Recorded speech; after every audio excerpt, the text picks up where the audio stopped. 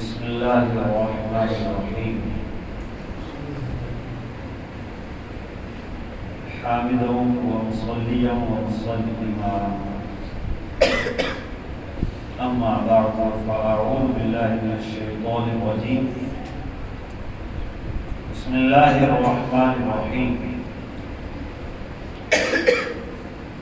وسوف يأتي الله بقوم يحبهم ويحبونه أذلة على المؤمنين أعزة على الكافرين يجاهدون في سبيل الله ولا يخافون لومة لائم ذلك فضل الله يؤتيه من يشاء. اللہ تبارک و تعالی ارشاد فرماتا ہے کہ اگر تم دین کی حمایت نہیں کرو گے اللہ ایسے لوگ لے آئے گا جن سے وہ پیار کرتا ہے اور جو اللہ سے پیار کرتا ہے. سبحان اللہ. وہ مومنوں پر نرم ہے، وہ ہلکا یاراں تو ریشم کی طرح نرم ہے.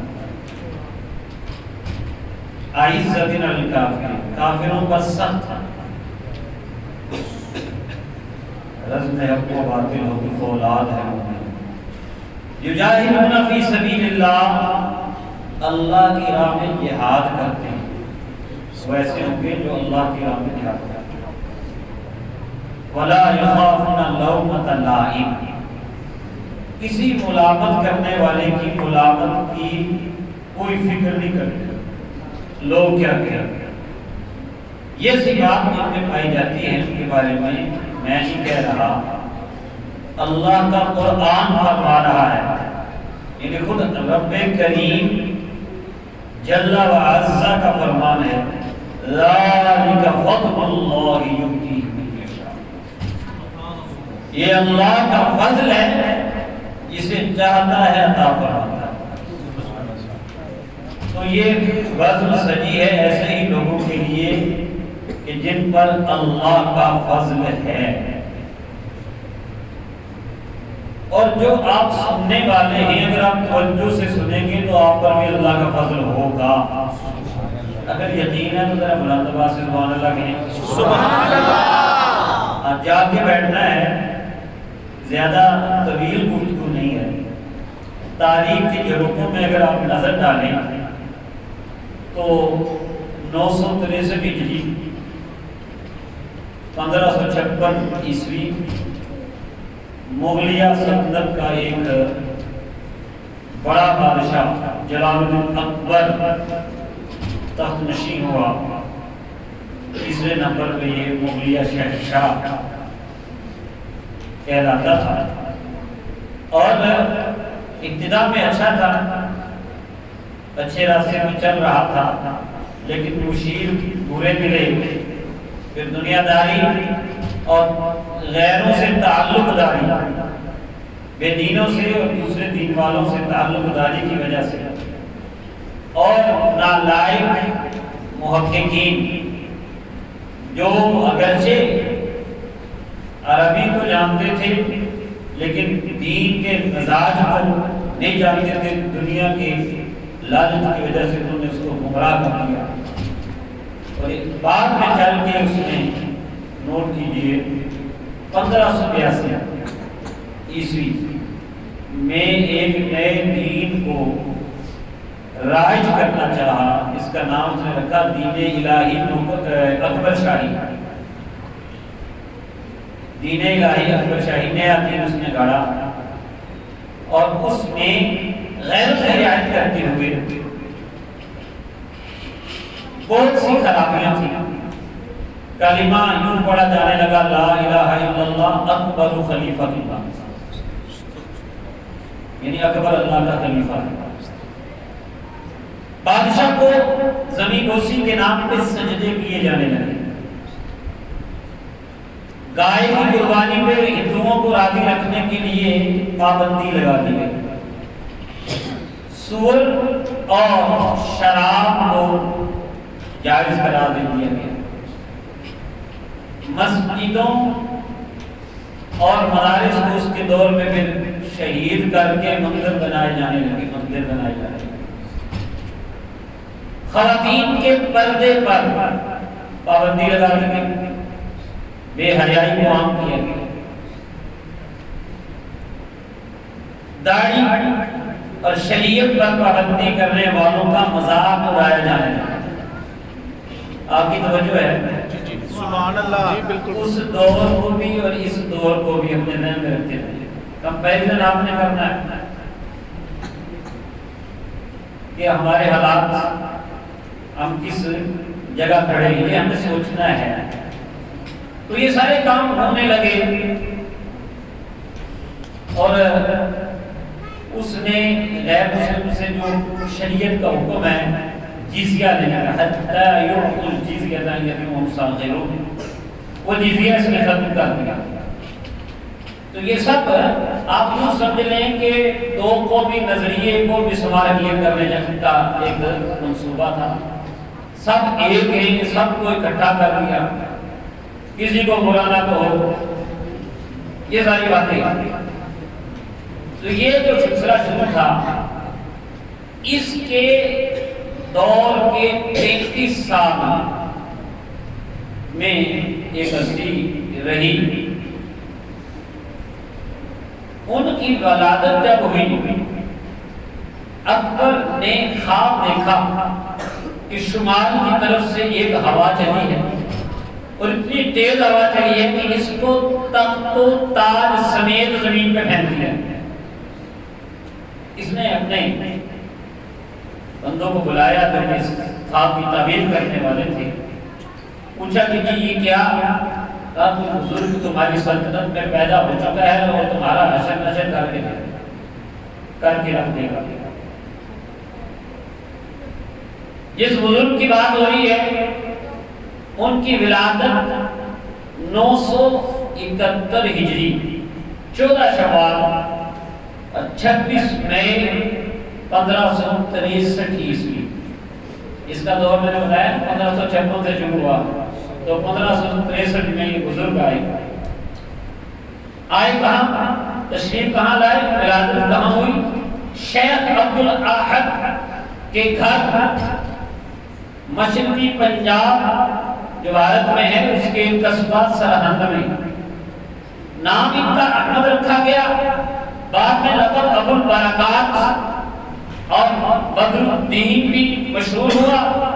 ان کو امام ربانی اور مجدد الف ثانی بھی کہا جاتا ہے۔ سبحان اللہ۔ وہی ہیں جن کے مزار پر اقبال نے حاضر ہو کر کہا تھا، حاضر ہوا میں شیخ مجدد کی لحد پر، وہ خاک کے ہے زیر فلک مطلع انوار، اس خاک کے ذروں سے ہی شرمندہ ستارے، اس خاک میں پوشیدہ ہے وہ صاحب اسرار، گردن نہ جھکی جس کی جہانگیر کے آگے، گردن نہ جھکی جس کی جہانگیر کے آگے، جس کے نفس گرم سے ہے گرمی احرار، وہ ہند میں سرمایہ ملت کا نگہباں، اللہ نے بر وقت کیا جس کو خبردار۔ سبحان اللہ، نعرہ تکبیر، نعرہ رسالت، نعرہ تحقیق، نعرہ حیدری، نعرہ غوثیہ، فیضان اولیاء۔ اور صدی جا رہی ہو اور نئی صدی آ رہی ہو، تو صدی کے اختتام اور صدی کے آغاز کا جو حصہ انقلابی شخصیت پیدا ہوتی ہے، اس حصے میں تجدید کا کام کرنے کے لیے اسے ہی مجدد کہا جاتا ہے۔ تو ادھر یہ صدی جا رہی تھی 971 میں آپ کی ولادت ہے، اور 1034 یعنی 1034 ہجری 28 سفر یہی مہینہ آپ کا وصال ہے 1624 عیسوی۔ تو کچھ حصہ پہلی صدی کا اور کچھ حصہ اگلی صدی کا، اور ایک لحاظ سے ہزارواں بھی 1000 ادھر سے ختم ہوا اس کا آخری حصہ، اور دوسرا 1000 شروع ہوا اس کا پہلا حصہ۔ اس لیے آپ کو مجدد الف ثانی کہا جاتا ہے۔ دوسرے ہزار کے اندر. اور یہ مجدد اس کی اصل کیا ہے؟ سنن ابو داؤد شریف کی روایت ہے 4 دوسری قرن میں میرے اور آپ کی آقا حضرت محمد مصطفیٰ صلی اللہ علیہ وسلم کا ارشاد ہے ان اللہ عز وجل یبعث بهذه الامه على راس كل 100 سنه من يجدد لها دینها. بے شک اللہ تبارک و تعالی میری اس امت کے لیے ہر صدی کے اختتام اور آغاز پر ایک ایسی ہستی یا ایک ایسی جماعت، دونوں معنی ہیں. مان جو ہے نا اس میں عموم ہوتا ہے، یہ سنگل کے لیے بھی آ سکتا ہے، پلورل کے لیے بھی آ سکتا ہے. تو فرمایا کہ ایک شخصیت یا ایک جماعت ایسی اللہ تبارک و تعالی ضرور بھیجے گا جو ان کے دین کی تجدید کرے گی. سبحان اللہ. یعنی جو خرابیاں پیدا ہو گئی ہیں ان خرابیوں کو دور کرے گی. اسی حدیث سے مجدد کا عنوان لیا گیا، یہ ٹائٹل مجدد کا اسی حدیث سے. سبحان اللہ. تو شیخ مجدد الفزانی رحمت اللہ تعالی علیہ بچپن سے ہی جیسے فرماتے تھے اپنے موضوع کے مطابق بچپن میں ہی سب سے پہلے قرآن پاک حفظ کیا. اپنے والد محترم سے ہی علوم دینیہ سیکھے اور چشتی سلسلے میں ان سے تعلیمات بھی حاصل کی. اور پھر خواجہ رضی الدین باقی باللہ رحمت اللہ تعالی علیہ جن کا وصال 1012 ہجری اور 1603 عیسوی میں ہوا، ان کے پاس دہلی میں جا کر قادری اور نقشبندی سلسلہ کے میں بھی بیعت ہے.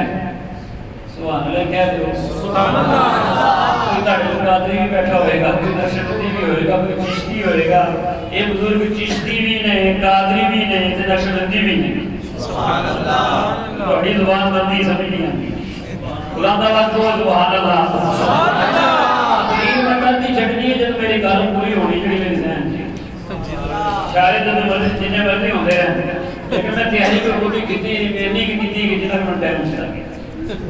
آپ کو سبحان اللہ. سبحان اللہ. تو اللہ تبارک و تعالی نے ان کو چنا تھا اور 17 سال کی عمر میں یہ بات کر رہے ہیں. اس سے پہلے مقرر آپ کو جگا گئے. میرا دل یہ تھا کہ میں جب یہ کہوں گا تو میں کہوں گا جن نے 17 سال ہے ذرا کھڑے ہوئے اس محفل میں ہوں گے نا 17 سال. چلو ایک منٹ کھڑے ہو ہی جاؤ. جنہوں کی عمر 17 سال ہے، 17 سال 17 نہیں پورے 17 سال آگے پیچھے ہے نہیں بھی 17 سال ہوئے نا کھڑے بھی نہیں کوئی نہیں 17 سال ہے یا آگے سبحان اللہ. چلو 17 سال کی عمر میں آپ نے تمام علوم جو ہیں ان کو سیکھ لیا تھا اور پڑھانا شروع کر دیا. سبحان اللہ. پڑھانا شروع کر دیا تھا اور دین کی باتیں کرتے تھے. بہرحال میں انتہائی مختصر انداز میں آپ کو بتاؤں تو بات یہ ہے کہ بات ایک تقریر سے نہیں بنتی، بات صرف ایک جلسہ سجانے سے نہیں بنتی، بات دین کی کلاس ریگولر لگانے سے بنتی. بالکل. اور یہ کوئی چند گھنٹوں کے معاملات نہیں ہوتے. ٹھیک ہے اللہ والے ایسے بھی تھے کہ نظر ڈالتے تھے دل کی دنیا بدل جاتی تھی، وہ کرامتے پر حق ہیں، لیکن نسلیں بدلنے میں، ذہن بدلنے میں، انقلاب لانے کے لیے ایک ہمارے بزرگ تھے فرمایا کہ 20 سال لگتے نئی نسل اٹھتی ہے. ایسا ہی ہوا نا کہ ہمارے ہاں پہ اسلامی نظریے زیادہ تھے تو غیروں نے کوشش کی نسلیں بدلنے کے لیے. ہمارے کالجز یونیورسٹیز میں ایسے پروفیسر داخل کیے کہ جو بے دین اور لبرل قسم کے لوگ ہیں، ایتھسٹ قسم کے لوگ ہیں، انہوں نے ذہن بدلنا شروع کیا. اب آپ کو نظر آ رہا ہے ایسے جج بھی نظر آ رہے ہیں، ایسے لیڈر بھی نظر آ رہے ہیں جو دین کے دشمن ہیں. نسلیں بدلی گئی. اب ہمارا کام کیا ہے؟ مجدد الفزانی رحمت اللہ تعالیٰ نے جو کام کیا وہ یہی کیا. آپ کے سامنے 33 سال آپ کی زندگی گزری جلال الاکبر کے دور کے ساتھ، کیونکہ جلال الاکبر کا دور جو ہے وہ جا کے ختم ہوتا ہے 1014 میں، 1605 عیسوی 1014 ہجری. تو اس دور میں متحرک رہے شیخ مجدد الفسانی رحمۃ اللہ تعالی علیہ، نکل کر خانقاہ سے علاقہ مشرق شبیری اس پر عمل کیا۔ آپ نے اپنے خلفاء، اپنے تلامذہ اور اسی طرح حکومت کے لوگوں سے بھی رابطہ رکھا، لیکن یہ وہ والے نہیں تھے کہ بلایا کسی نے تو فوراً چلے گئے، ساتھ بیٹھ کے تصویر اتاری اور واٹس ایپ پہ چڑھا دی۔ یہ وہ والے شیخ نہیں تھے۔ انہوں نے اپنے آستانے پر بیٹھ کے مکتوبات لکھے، اور جو لوگ پڑھنے سے تعلق رکھتے ہیں، جو سیکش کیا ہے اس کا نام، شیکسپیئر کے کیا کہتے ہیں اس کو، جی جی جو یہ بنڈار شاہ اور اس کو پڑھنے والے ہیں میرے جوان، ان کو بھی پڑھا کریں مکتوبات امام ربانی رحمۃ اللہ علیہ۔ جیسے یہ بھی وہ کتاب دکھا رہے ہیں، مکتوبات تھے، ملفوظات تھے، تو شیخ مجدد الفسانی رحمۃ اللہ تعالی علیہ کے مکتوبات موجود ہیں۔ یہ کیا تھا؟ آپ نے فوج کے سپاہ سالاروں کو، وزراء کو، گورنروں کو اور لیڈروں کو خط لکھے، ان خطوں کے ذریعے بھی اصلاح ہوئی، اپنے تلامذہ کی بھی اصلاح کی، اپنے خلفاء بھی تیار کی، ان کو تیار کیا۔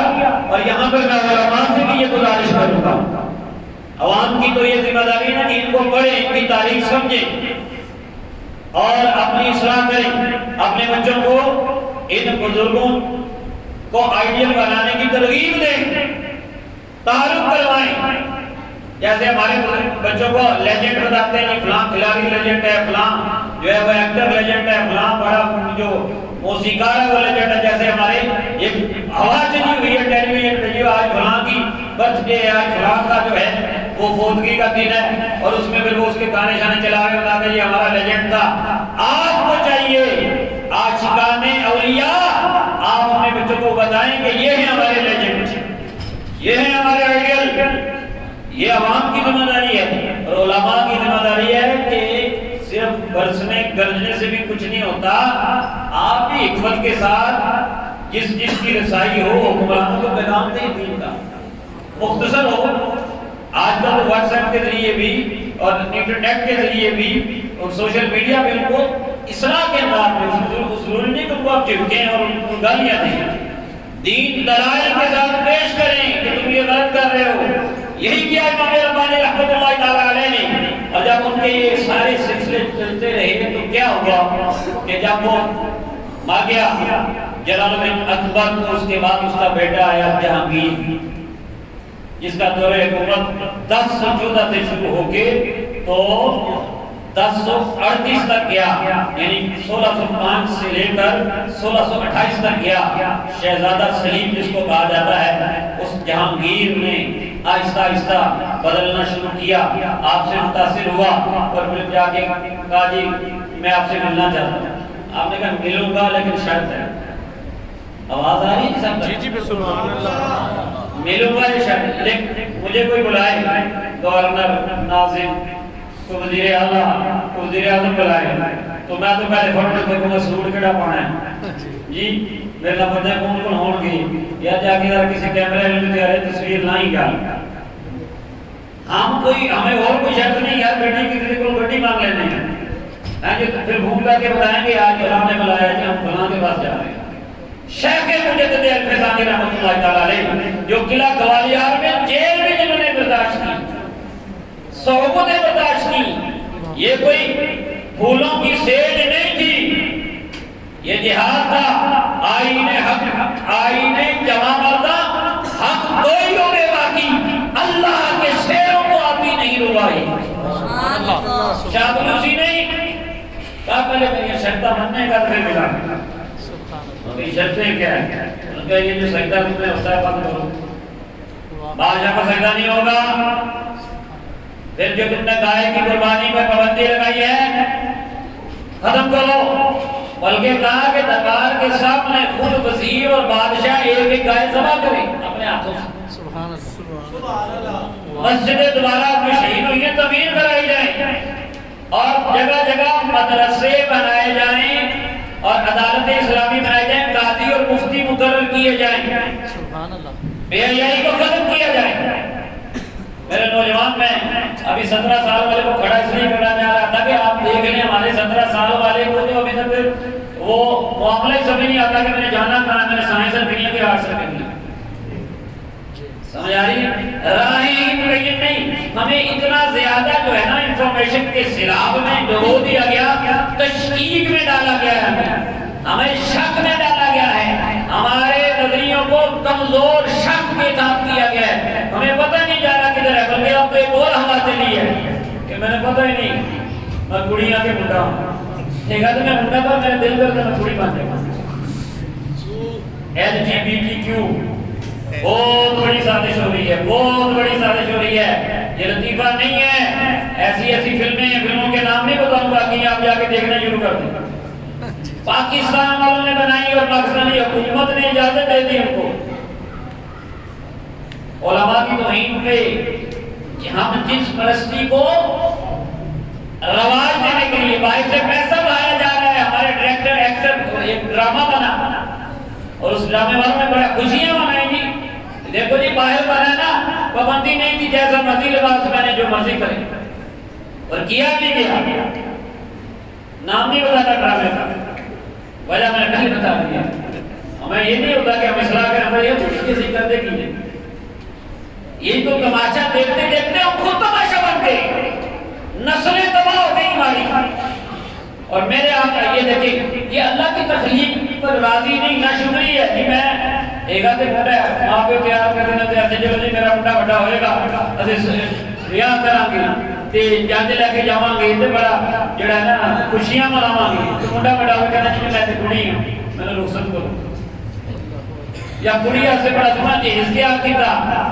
ہے جی اس کڑی دا بیاہ کرا کے بڑے چاواں دے نال تے بڑا مجھے سنا جی اس دی آپ جدوں بڑے ہوئے کڑی کہتے جی میں تے منڈا ہوں میں تے کسی کڑی نہ بیاہ کر یہ آج ہے اللہ تعالیٰ بچا کے رکھے میرے منہ میں خاک، لیکن اگر ہمارے سوئے ہوئے حالات رہے نا، یہ وہ جو گئی ہے باہر تمہاری وہ بھی اس میں بڑا شاباش دیتی ہے ان کو، تمہاری فلمیں جو ہیں وہ ان پر اجازت مل گئی ہے تو وہ شاباش دیتی ہے یوسف سے جس کو کہتے ہیں، ٹھیک ہے نا، یہ سب کچھ موجود ہے ریکارڈ میں، آپ سے وہی دیکھتے تماشے جس پر میں ایک ہنسی چھوٹتی ہے وہی کلپس دیکھتے ہیں، یہ بھی دیکھا کرے آپ کو بیان کرنے والے یہ سب کچھ نیٹ پہ موجود ہے، اہل حق نے آواز اٹھائی ہے، تو ہمیں تو ہمارے جوانوں کو اس شک میں ڈال دیا کہ پتہ نہیں انہیں کڑیاں کے منڈا میرا دل ایگا دے میں منڈا دل کر دے میں کڑی بن گیا، لیکن یاد رکھنا ایک حدیث شریف اور سن لو، بخاری شریف نمبر نوٹ کرو 5886، میرے آقا صلی اللہ علیہ وسلم کے حوالے سے صحابی روایت کرتے ہیں، لعن النبی صلی اللہ علیہ وسلم المتخنسین من الرجال والمترجلات من النساء، اللہ کے نبی نے لعنت کی جنانے مردوں اور مردانہ عورتوں پہلے ہوتا سی نا کسی بندے نے کہنا تو جنانا تو لڑ میں دس تو ان کے میرا دل کر میں جنانی بن گیا، سوچو کیسے تمہارے یہ ان کاموں میں لگا کر دین سے دور کے ان کو پتہ نہیں اس کے معاشرے میں یہ نوجوان پڑ جائے گا، یہی پہ پڑ جائے گا، کوئی سازش ایک اکبر کے دور میں بھی ہوئی تھی، تو کوئی پریشان نہ ہو تقریر ختم ہونے لگی ہے، تو یہ پریشانی یہ ساری چیزیں جب شیخ مجدد الفسانی رحمۃ اللہ علیہ نے اصلاح کی، اس نے کہا کہ ٹھیک ہے مان تو ساری شرطیں مانی، اور دیکھیں مختصر کرتے ہیں کہ پھر دور بدلا 1658 اور 1068 میں انہی کا پوتا یعنی اکبر کا پڑپوتا اور جہانگیر کا پوتا نور الدین اورنگزیب عالمگیر رحمۃ اللہ تعالی اتنی چینجز آئی ہے، نسلیں چینج ہوئی، میں نے کہا آسانی سے نہیں ہوا، بزرگ کام کر گئے، شیخ مجدد الفسانی کا میں نے پہلے ڈیٹ بتا دی، اب تو پہلے مثال ہو چکا، لیکن ان کی تعلیمات کا یہ سب ہوا کہ بدلتے بدلتے پھر اورنگزیب عالمگیر رحمۃ اللہ علیہ جن نے پورے ہندوستان میں مدارس بنائی، مساجد بنائی، قاضی اور مفتی مقرر کیے، فتاوی عالمگیری حنفیہ فقہ کا انسائکلوپیڈیا اس کو مدون فرمایا اور دیگر بڑے کام کیے، تو یہ ہوتا ہے نسلوں کو بدلنا، نسلوں کی تربیت۔ علماء کرام آپ یہ نہ کہیں کہ میں تقریر جا کے چلا جاؤں گا تو اثر ہو جائے گا، نہیں، بیٹھیں، مدرسے لگائیں، مدرسے سجائیں، آپ کہیں گے جی آپ کا موضوع تھا تعلیمات اولیاء، آپ نے ابھی تک تعلیمات نہیں بیان کی، چلو دو تعلیمات بھی بیان کر لوں اگر آپ چاہتے ہیں، دو تعلیمات میں بیان کرنا. دیکھیں مکتوبات شریف کا نام جو لیا ہے تو مکتوبات شریف کس کے ہیں بھائی؟ ذرا بتانا. تقریر سنن دے نا سارے، میں علماء سے نہیں کہہ رہا. مکتوبات شریف کس کے ہیں؟ سبحان اللہ. مجدد الفیض ثانی رحمۃ اللہ تعالی علیہ کے ان کا دفتر اول ہے، مکتوب نمبر 163 163. شیخ فرید بخاری رحمۃ اللہ تعالی علیہ کے نام لکھا گیا ہے. اور بہت میں مختصر صرف پیغام دینا چاہ رہا ہوں اور یہ دو اقوال ان کے بیان کر کے بات مکمل ہو جائے گی. ایک یہ اور ایک اور لیٹر ہے اس کے بعد کر دی. اس مکتوب میں آپ نے لکھا، انہوں نے کہا کہ نقد سعادت دارین وابستہ باتباع سید المرسلین. نقد سعادت دارین وابستہ باتباع سید کونین است و بس علیہ وعلی آلہ من الصلوات افضلها ومن التسلیمات اکملها. فرمایا دونوں جہانوں کی خوش بختی ہے تو بس سید کونین صلی اللہ علیہ وسلم کی اتباع میں ہے. سبحان اللہ. اللہ نے کہا کہ انہیں جانا انہیں مانا نہ رکھا گیا سے کام للہ الحمد و دنیا سے مسلمان گیا. یہ ہے. اور پھر بتایا کہ نبی پاک کی اتباع ہے کیا مراد کیا؟ ایک سائڈ پہ بیٹھ کے بعد تسبیح کرتے تو اتباع ہو جائے گی. سنو اسی خط میں فرمایا مطابقت او علیہ الصلوۃ والسلام باقیان احکام اسلامیہ و رفع رسوم کفریہ. نبی پاک صلی اللہ علیہ وسلم کی اتباع کا حق کیسے ادا ہوگا؟ اسلام کو نافذ کرو، کفر کی رسمیں ختم کرو. سبحان اللہ. کفر کی رسمیں ختم کرو. کیوں؟ مجدد الفسانی کہہ رہے ہیں کہ اسلام و کفر ضد یک دیگر رنگ اس بات یکے موجب رفع دیگر راس. کیونکہ اسلام اور کفر ایک دوسرے کی ضد ہیں، دو کو بھی نظریہ. اسلام اور کفر ایک دوسرے کا الٹ ہیں، اپوزٹ ہیں. اسلام اور کفر ایک دوسرے کی ضد ہیں. اگر ایک کو ثابت کرتے ہو، ایک کو لاگو کرتے تو سمجھو دوسرے کو اٹھا دیا. اگر کفر کا نظام تم چلا رہے ہو تو سمجھو اسلام کا نظام کا جنازہ نکال دیا. اور اگر تم نے اسلام کو نافذ کیا ہے تو پھر کفر کو دیس نکالا دیا. یہ کون ہے؟ شیخ مجدد الفسانی. یہ پیر ہیں، یہ صوفی ہیں، یہ شیخ طریقت ہیں اور رہبر شریعت. اور آخری بات، یہ موضوع اس سے پہلے چھیڑ گئے، شاید ان کو پتہ نہیں کوئی اشارہ ہو گیا. موضوع ہمارا سیم چلتا جا رہا ہے. موضوع پہلے یہ چھیڑ گئے اور وہی موضوع میری بات کا اختتام بھی اسی پہ ہونے والا ہے کہ یہی جو شیخ فرید بخاری ہیں انہوں نے ایک لیٹر لکھا شیخ مجدد الفسانی رحمۃ اللہ علیہ کو. اس لیٹر میں ایک جملہ تھا جو کہ پسند آ گیا شیخ مجدد رحمۃ اللہ علیہ. انہوں نے کہا کہ جزو خرچے برائے طالب علماء و صوفیاء فرستادہ شد کہ خرچ کا ایک حصہ طالب علم کے لیے، طالب علموں کے لیے اور صوفیاء کے لیے بھیجا جا چکا ہے. جملہ سمجھ آ رہا ہے؟ وہ بتا رہے تھے کہ خرچہ جو ہے نا، کچھ اللہ کی راہ میں خرچہ جو ہے ہم نے دیا ہے، اس میں انہوں نے کیا لکھا؟ ترتیب کیا ہے؟ اور بچوں سنو ذرا، ترتیب کیا ہے؟ پہلے طالب علموں کا نام لیا، پھر صوفیاء کا. کہا طالب علموں اور صوفیاء کے لیے خرچہ بھیجا گیا. بس یہ جملہ تھا کہ جس پہ اتنے خوش ہوئے شیخ مجدد الفسانی رحمۃ اللہ تعالی علیہ. ایک پورا مکتوب ان کے نام لکھا اور اس مکتوب کا نمبر ہے 48. دفتر اول میں آپ دیکھ سکتے ہیں، تفصیل سے پڑھ سکتے ہیں. اس کا ترجمہ بھی ملتا ہے اور علماء کو فارسی میں بھی پڑھ لیں گے. اور اس کے شروع میں لکھا، میں نے کہا مزہ مجھے کس پہ آیا ہے؟ وہ کہنے لگے ذکر تقدیم طالب علم بر صوفیاء در نظر ہمت بسیار زیبا درآمد.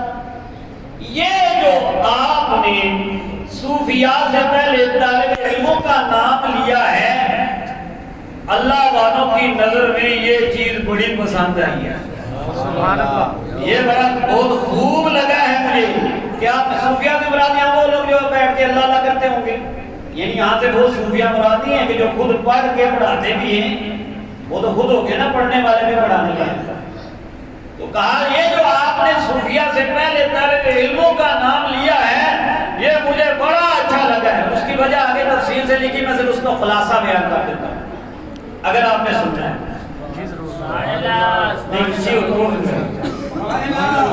نہیں لگ رہا کہ نہیں سننا۔ انہوں نے کہا اس لیے کہ طالب علموں کے ساتھ حسن سلوک کرنا، مدارس کو چلانا، ان کی ہیلپ کرنا، ان کی امداد کرنا، یہ نبی پاک کی شریعت کو نافذ کرنے کے لیے ہے۔ سبحان اللہ۔